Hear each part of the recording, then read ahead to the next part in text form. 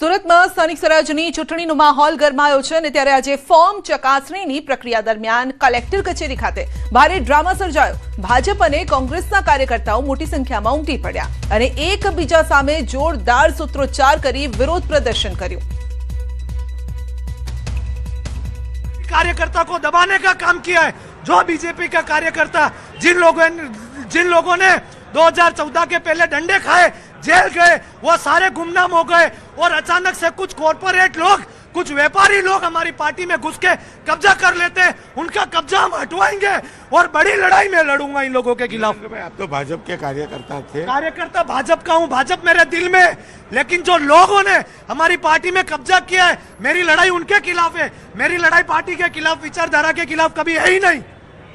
नरेंद्र चौधरी भाजपना कार्यकर्ता હતા અને તેમને ટિકિટ આપતા નારાજગી હતી અને તેમને અપક્ષમાંથી ફોર્મ ભર્યું અને આજે પોતાનું ફોર્મ રદ થતા તેમનો આક્રોશ જોવા મળ્યો હતો।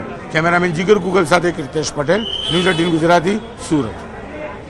તો ફોર્મ ચકાસણીના દિવસે જ ટક્કર જામી છે। સામસામે સૂત્રોચ્ચાર, એકબીજા સામે જોરદાર સૂત્રો પોકાર્યા, વિરોધ પ્રદર્શન કર્યું। ફોર્મ ચકાસણીના શાંત વાતાવરણ વચ્ચે અચાનક બંને પક્ષના કાર્યકર્તાઓ સામે આવી ગયા હતા। કલેક્ટર કચેરી થોડા સમય માટે રાજકીય અખાડામાં ફેરવાઈ ગઈ હતી। કેટલાક લોકોને પોતાના પક્ષમાં જ ઘૂસી બેઠેલા કેટલાક લોકોથી પણ વાંધો છે। દાહોદ જિલ્લા પંચાયતની પીપેરો બેઠક પર એક જ ઉમેદવારે 3 અલગ અલગ પક્ષોના ભરેલા ફોર્મ અંગે થશે ખુલાસો। આજે પીપેરો બેઠક પર સૌની નજર છે। 3 પક્ષથી ફોર્મ ભરનારનું ચિત્ર સ્પષ્ટ થશે। ફોર્મ ચકાસણી બાદ સ્પષ્ટ થશે ચિત્ર। ભારતસિંહ વાખડા પહોંચ્યા ધાનપુર મામલતદાર કચેરી। ઉમેદવારે 3 પક્ષમાંથી ભર્યા હતા ફોર્મ। ભાજપ, કોંગ્રેસ અને આમ આદમી પાર્ટીમાંથી નોંધાવી હતી દાવેદારી। ફોર્મ ચકાસણી બાદ ખબર પડશે કોણે મેન્ડેટ આપ્યું છે। પીપેરો બેઠક પરથી ભર્યું હતું ફોર્મ અને આ બેઠક પર કુલ 11 ઉમેદવારોએ ફોર્મ ભર્યા છે। ધાનપુર વિસ્તારની જે પીપેરો જિલ્લા પંચાયત બેઠક છે ત્યાંથી ભરતભાઈ વાખડા જેઓએ ભારતીય જનતા પાર્ટી, કોંગ્રેસ અને આમ આદમી પાર્ટીમાંથી ત્રણેય પાર્ટીમાંથી જે ફોર્મ ભર્યા હતા અને આજે જે ભરતભાઈ છે તેઓ મામલતદાર કચેરી ખાતે પહોંચ્યા છે। તેમની સાથે વાતચીત કરીશું। ભરતભાઈ, શું કહેશો, તમે ત્રણેય પાર્ટીમાંથી ઉમેદવારી નોંધાવી છે ત્યારે કઈ પાર્ટી સાથે આગળ જશો? એ પછીનો વિષય છે ભાઈ। જે મારે કઈ પાર્ટીમાં જોડાવું ને, આજે મને ખબર નથી। મેં ત્રણેય પાર્ટીમાં ફોર્મ ભર્યા છે, ભાજપ, કોંગ્રેસ ને આપ। પણ હવે જ્યારે હમણાં 11 વાગે અધિકારીઓ મેન્ડેટ ખુલશે, ખબર પડશે કે ભાઈ આપ તમારા મેન્ડેટ 3 પાર્ટીમાં હોય તો હું વિચારીશ ચકાસણી પછી। આજે મારું ફોર્મ પાસ થાય પછી જોઈ લઈશ। ભરતભાઈ, ત્રણેય પાર્ટીમાંથી ઉમેદવારી નોંધાવવાનો વિચાર કઈ રીતે આવ્યો? મને એવું થયું, મને અવિશ્વાસ થયેલો, કદાચ કોંગ્રેસ નહીં આપે, કદાચ આપ નહીં આપે તો ભાજપ આપશે, ભાજપ નહીં હાલે તો કોંગ્રેસ આપશે, એટલે મેં ભરી દીધા હતા ફોર્મ। બિલકુલ કહી શકાય કે આ હતા ભરતભાઈ જેઓએ કીધું કે તેઓને ત્રણેય પાર્ટીમાંથી ઉમેદવારી નોંધાવી છે। સમર્થકો સાથે મામલતદાર કચેરી ખાતે પહોંચી ચૂક્યા છે અને મેન્ડેટ ખુલતા સાથે તેઓને પણ જાણ થશે। ત્યારે ભરતભાઈ કઈ પાર્ટી સાથે જોડાશે તે તો આવનાર સમય જ બતાવશે। સૌરભ ગેહલોત, ન્યૂઝ 18 ગુજરાતી, દાહોદ। તો અમદાવાદમાં ભાજપ આંતરિક વિખવાદ ચરમસીમા પર છે। ઇન્ડિયા કોલોનીમાં 25 લાખમાં ભાજપની ટિકિટ અપાઈ હોવાનો દાવો કરાયો છે। સોશિયલ મીડિયામાં વોટ્સએપની પોસ્ટ વાયરલ થઈ છે। ભાજપ કાર્યકરોએ વોટ્સએપ ગ્રુપમાં બળાપો ઠાલવ્યો। સમગ્ર મુદ્દે ઉમેદવાર ઘનશ્યામ બારોટની પ્રતિક્રિયા છે। 25 લાખ અમારી પાસે હોત તો કોર્પોરેશનની ચૂંટણી કેમ લડી રહ્યા હોત, આ સવાલ પણ કર્યો છે।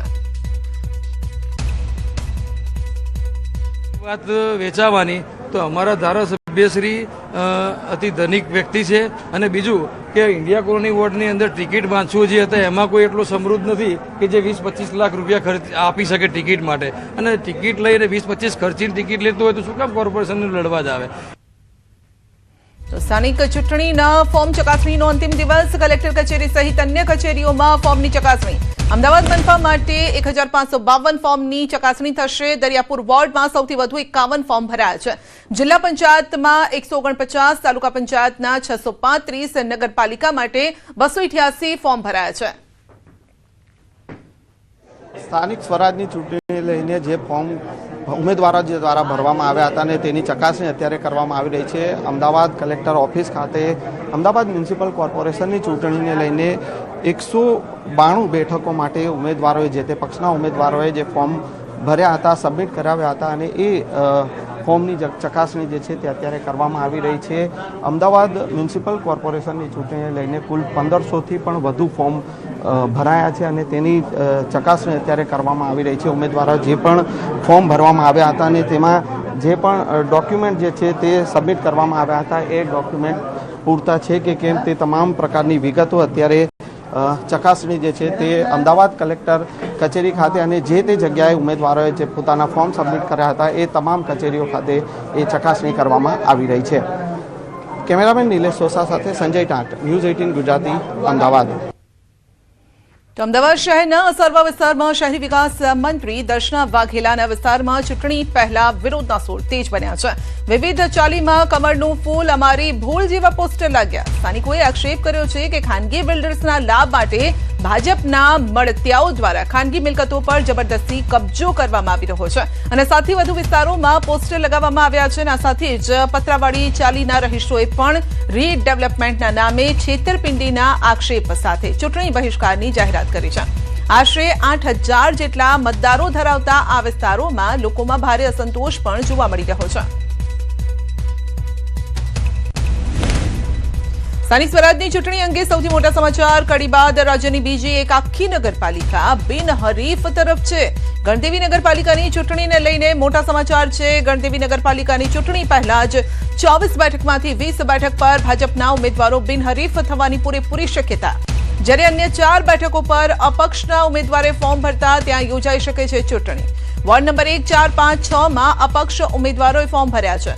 ઉમેદવારી પત્રો ભરવાના અંતિમ દિવસે કોંગ્રેસ દ્વારા પોતાના ઉમેદવારોના મેન્ડેટ સમય મર્યાદામાં ન પહોંચાડવામાં આવતા કોંગ્રેસ ઉમેદવારોના તમામે તમામ ફોર્મ આજે રદ થશે.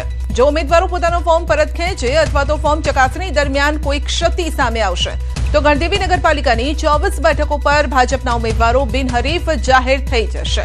કોંગ્રેસનું મિસમેનેજમેન્ટ કે પછી કોઈ ખેલ પડ્યો તેવી ચર્ચાએ રાજકારણમાં જોર પકડ્યું છે.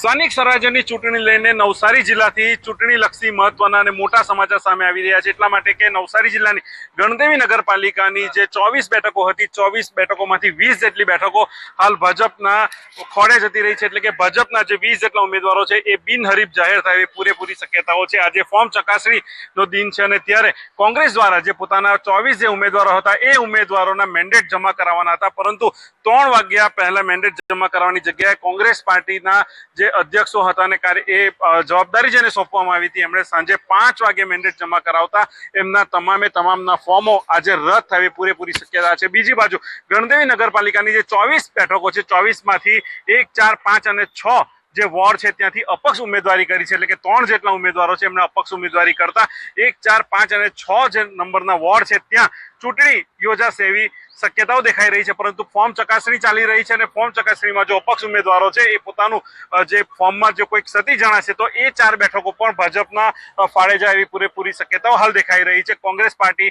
પોતાના કાર્યકર્તાઓ અને જે નેતાઓ છે એ હાલ પ્રાંત કચેરી ખાતે પહોંચી ચૂક્યા છે.